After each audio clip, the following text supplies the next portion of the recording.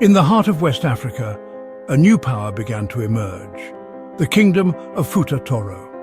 It was the early 16th century in the fertile Senegal River Valley, now known as Senegal and Mauritania. The Fulani people, skilled pastoralists and traders, navigated the waterways and traversed the savannas. Islam had slowly spread south from North Africa, carried by merchants and scholars, blending with Fulani traditions. This fusion of faith and culture shaped Futa Toro's destiny. The kingdom grew in prominence through trade and alliances, becoming a significant regional player. Futa Toro's strategic location along the Senegal River was key to its rise, serving as a vital artery for trade. From the south came gold, cola nuts and enslaved people. From the north came salt, textiles and manufactured goods. This bustling exchange brought wealth and prosperity, fueling Futa Toro's expansion and influence. The early rulers, known as cities, were pragmatic leaders who fostered relationships with neighboring states. They secured their borders and facilitated economic growth. However, the winds of change were blowing across the savannah. The stage was set for a new era in Futa Toro's history, an era marked by religious fervor and expansion.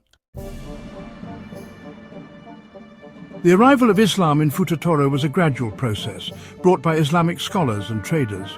The Fulani were drawn to Islam's emphasis on justice, equality and social order. A unique syncretism emerged, blending Islamic teachings with existing Fulani customs. This fusion is evident in the veneration of local spirits alongside the worship of Allah. Some within Futa Toro, particularly the religious elite, felt that the purity of Islam was being compromised. They called for a stricter adherence to Sharia law. This tension between Orthodox Islam and syncretic practices led to significant upheaval. Islamic scholarship flourished, with mosques and centers of learning springing up across the kingdom. Futa Toro became a hub for Islamic education, attracting students and scholars from far and wide. This fusion of faith and knowledge profoundly impacted Futa Toro's identity and destiny. By the late 17th century, a wave of Islamic revivalism was sweeping across West Africa. In Futa Toro, this fervor found a powerful voice in Almaami Abdul, a respected Islamic scholar. He was deeply troubled by the laxity and syncretism within Futa Toro's religious practices. Almaami Abdul began preaching a message of reform, calling for a return to the fundamentals of Islam and the strict implementation of Sharia law. His fiery sermons resonated with many, particularly among the devout and the marginalized. In 1776, Almaami Abdul launched a jihad against the ruling Silatigi dynasty, accusing them of corruption. The jihad was successful, and Almaami Abdul overthrew the Silatigi, establishing himself as the ruler of Futa Toro. He took the title of Almaami, meaning religious leader, marking a turning point in Futa Toro's history. Under his rule, Futa Toro was transformed into a fully Islamic state with Sharia law implemented in its entirety. Courts were established to administer justice according to Islamic principles.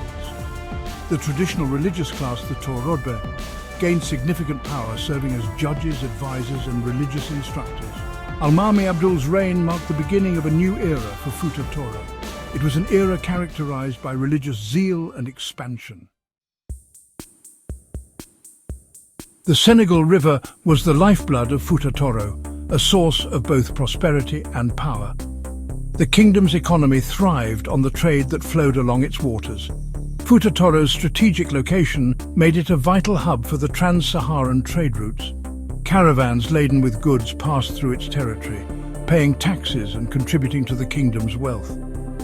Salt, a precious commodity, was one of Futa Toro's most valuable exports, with several salt mines in the north providing steady revenue.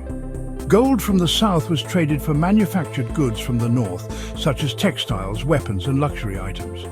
The most lucrative aspect of Futa Toro's economy was the slave trade, bringing significant wealth to the ruling elite. Enslaved people were marched to the coast and traded to European merchants for guns, gunpowder and other goods. Agriculture also played a vital role in Futa Toro's economy. The fertile soils of the Senegal River Valley supported a variety of crops, including millet, sorghum, rice and cotton. The Fulani people, traditionally pastoralists, also engaged in agriculture to supplement their herds. This blend of trade and agriculture ensured the prosperity of Futa Toro. It allowed the kingdom to maintain a strong military and expand its influence.